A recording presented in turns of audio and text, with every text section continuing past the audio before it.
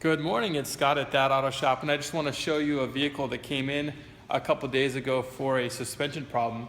It's a 2007 Range Rover. The customer woke up in the morning and saw that his whole car was sunk down low, down to the totally low riding.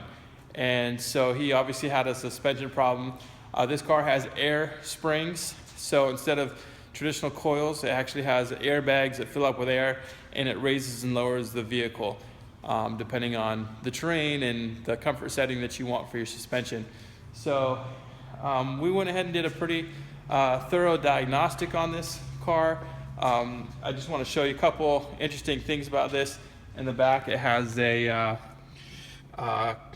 pretty elaborate air compressor system to deliver air to the actual springs at each wheel.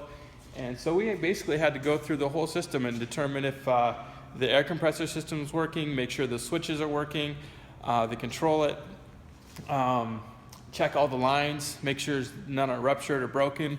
And we were able to pinpoint the leak by going ahead and using a smoke machine and filling up a couple of the lines for the springs. These are the air lines that come from the compressor. They go down to this little actuator valve system, and it gets distributed from there to the front springs. And I'll show you what we're able to find. And if I peek up underneath the wheel, you can see the actual airbags right here. And once we were able to fill those systems, each air spring with air and smoke, we're able to see smoke seeping out of the air spring. If I show you really close up here, you can see little cracks in the rubber.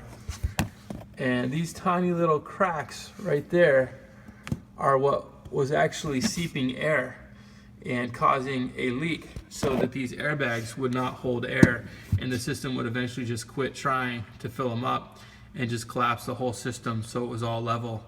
And through a pretty thorough diagnostic, we were able to pinpoint the problem on this vehicle and get it diagnosed, and we'll have it fixed up today, and he'll be back on the road with a nice, comfortable suspension.